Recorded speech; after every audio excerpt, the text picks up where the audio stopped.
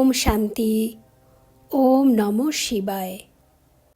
আজ আমরা 24/12/2019 শিব বাবার বাণীকে শুনব।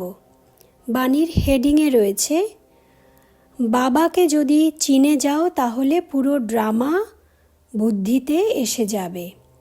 এবার পুরো মহাবাক্যটা আমরা শুনব। আচ্ছা, আজকে তোমরা বিশেষ কি সংকল্প করবে? আজকে এমন কোন সংকল্প করা যায় যাতে তীব্র পুরুষার্থী হওয়া যায়? তোমরা বাচ্চারা তো সবাই রাজা বাচ্চা, তাই না? কারণ তোমরাই তো ড্রামার সমস্ত রাজ মানে রহস্যকে জানতে পারো। এ হলো অত্যন্ত ওয়ান্ডারফুল ড্রামা এবং সময় অনুসারে বাবা ধীরে ধীরে একটু একটু করে সম্পূর্ণ রহস্যের পর্দা সরিয়ে থাকে। যেমন দুনিয়ার কথাই দেখো, যদি লৌকিক দুনিয়াতে তোমরা কোনো ড্রামা মানে নাটক দেখো, সেই নাটকের আদি মধ্য অন্তের তিনেরই দৃশ্য কিন্তু আলাদা আলাদা হয়ে থাকে, হয় না এরকমটা? আদিতে যতখানি দৃশ্যের প্রয়োজন ততখানি দেখানো হবে, আবার মধ্যতে যতখানি প্রয়োজন ততখানিই দেখানো হয়। অন্তিমে কি হয়?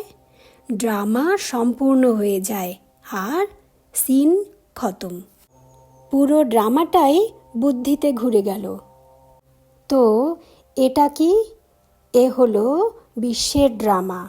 আদিও দেখেছ, মধ্যও দেখেছ, আর এখন অন্ত দেখছ। তো অন্তিমে আগে কি হবে? অন্তিম কেমন হয়? প্রত্যেক ড্রামার বেলাতে প্রথমে যুদ্ধ হয়, তাই না? যুদ্ধ না হলে সেটাকে ড্রামা বলা যায় না, মানে অশান্তি না হলে সেটাকে ড্রামা বলা যায় না। অশান্তি না হলে তো শান্তিও আসবে না, কারণ ড্রামাতে শান্তি তো পরে আসে। প্রথমে তো অশান্তি আসে, মানে যুদ্ধ হয়। তো এও ড্রামা, এতেও এখন যুদ্ধ হবে। প্রথমে হাহাকার হবে, আর পরে অন্তিমে কি হবে? হবেও এই স্টেজের উপরেই। জয় জয়কারও হবে, কিন্তু কবে? হাহাকারের পরে। আচ্ছা, সব বাচ্চারা এসে গেছে? সবাই আসেনি না এখনো? এক এক করে ড্রামার রহস্য এখন বুদ্ধিতে এসে গেছে না? পুরো এসে গেছে? এখন তো পুরো এসে গেছে, তাই না? বাবাকে চিনে নিয়েছ মানেই পুরো ড্রামা বুদ্ধিতে এসে গেছে। দেখো, এই সময় হলো প্রেমের সময়। এক এক সংকল্পের মধ্যে বাবা যেন সমাহিত হয়ে থাকে, এমন স্থিতি হয়েছে? বাচ্চারা তখন মাথা নাড়িয়ে ইশারা করে বলেছে যে হয়নি। বাবা বলছে, কিন্তু হচ্ছে তো, তাই না? খুব শীঘ্রই এমন স্থিতি হয়ে যাবে। এরপর বাবা বলছে, আচ্ছা, সব বাচ্চারা রাজি খুশি আছো তো? সবার হাল ঠিক আছে তো? পুরো লাইনটাকে পুরো করো। হাল খুশাল আর চাল ফরিস্তার। ফরিস্তার চাল, তাই না? ফরিস্তা হয়ে গেছো না তোমরা? উড়তে থাকা ফরিস্তারা। ফরিস্তারা কখনো মাটিতে চলে না। ফরিস্তাদের পাখনা হয়, পা হয় না। তাই তো ফরিস্তারা কখনো চলে না, কারণ পাই থাকে না। ফরিস্তাদের পাখা হয় ওড়ার জন্য। তাই এখন সবাই চেক করো, তোমরা উড়তে থাকো নাকি চলতে থাকো? কখনো কখনো এই ধরিত্রীর আকর্ষণ নিচে টেনে আনে, তখন চলতে শুরু করো। আর যখন উপর থেকে বাবা টানে, তখন উঠতে শুরু করে দাও। মানে পাখা তো রয়েছে, উঠতে তো পারো, তাই না? কিন্তু প্রথমে পাখা পিঠের সঙ্গে লেগেছিল, আর এখন পাখা খুলে গেছে। সবার খুলে গেছে না? এখন যখন তোমরা এখান থেকে ফিরে যাবে, তো কি করে যাবে? হেঁটে যাবে নাকি উড়ে যাবে? কিভাবে যাবে? উড়ে যাবে। এখন ভাবো, আমরা চলতে পারি না। কি পারি? উড়তে পারি, চলতে পারি না। ফরিস্তা তো চলেই না, ফরিস্তারা ওড়ে। ফরিস্তারা এই এত বড় বড় পাখা লাগিয়ে চলে। আচ্ছা, আর সব বাচ্চারা আসেনি? ডাকো সবাইকে, বলো বাবা সবাইকে স্মরণ করেছে, ঠিক আছে? দেখো মধুবনে কিভাবে আগে ভাগে গিয়ে বসতে, কত বড় লাইন লাগতো। আমরা যত আগে যেতে পারবো তত আগে বসার চান্স পাওয়া যাবে, এরকমভাবেই তো তোমরা গিয়ে বসতে। দেখো, যত সবার পিছনে বসেছ, এখন আগে এসে গেছো। ওখানে তো সম্ভব ছিল না, তোমরা তো আসতে পারতে না, কিন্তু বাবা তো এসে গেছে না? এসে গেছে না বাবা? এই ছিল আজকের পুরো মহাবাক্য। মহাবাক্য আজকের অনেকটাই ছোট। এরকম বাবার অনেক মহাবাক্য রয়েছে যেখানে 5-10 মিনিট মাত্র কথা বলে এবং দৃষ্টি দিয়ে বাবা চলে যায়। তবে আজকে একটা কথা একটু আমাদের ক্লিয়ার করা প্রয়োজন। তা হলো, বাবা যে আজকের মহাবাক্যে বারবার করে বুঝিয়েছে যে ড্রামার আদি মধ্য অন্তের সিনের কথা। তো এখানে কোন ড্রামার আদি মধ্য অন্তের সিনের কথা বাবা বলেছে সেটা আজকে আমরা একটু বুঝে নেব। বাবা বলেছে তোমরা আদিও দেখেছ, মধ্যও দেখেছ, আর অন্ত এখন দেখছ।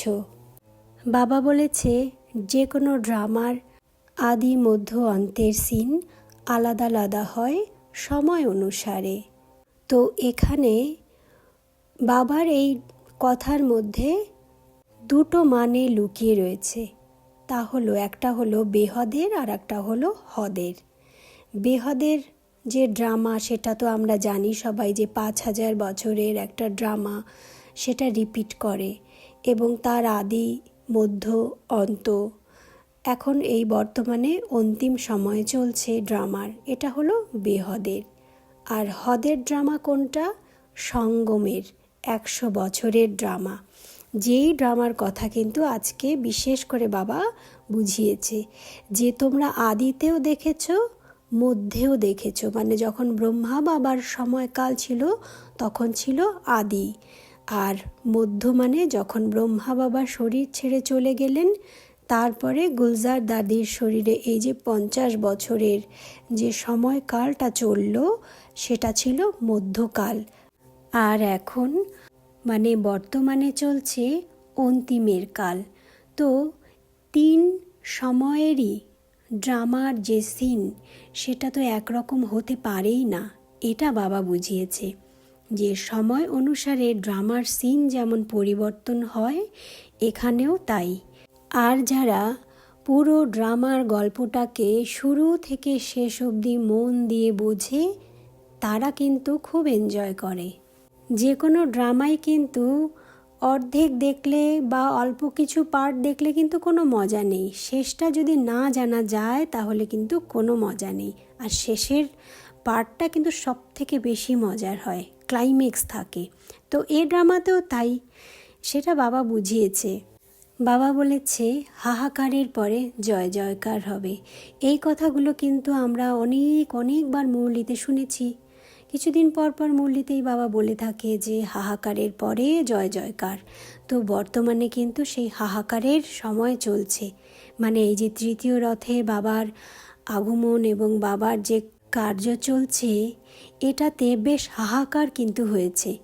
মানে বেশিরভাগ ভাই বোনেরাই কিন্তু এটাকে মানতেই পারছে না এবং অনেক নিন্দা, চর্চা, আজে বাজে মন্তব্যও করেছে। তো সেই সব বাবা তো আগে থেকেই বলে দিয়েছে যে একটা সময় মহাভারতের যুদ্ধ লাগবে, হাহাকার হবে, তারপরে গিয়ে জয় জয়কার হবে। তো আজকের এই মহাবাক্যের মধ্যেও বাবা সেই কথাটাকে বলেছে এবং কোথায় হবে সেটাও বলে দিয়েছে, এই স্টেজের উপরেই। মানে একটা স্টেজ হলো বেহদের, আর একটা স্টেজ হলো হদের।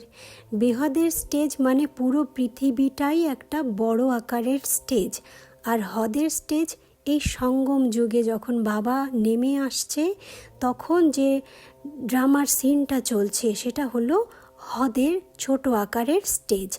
তো বাবা বলে দিচ্ছে যে এই স্টেজের উপরেই সবটা হবে। মহাভারতের যুদ্ধ হবে, প্রথমে হাহাকার হবে, তারপরে সবাই যখন বুঝবে তারপর জয় জয়কারও হবে।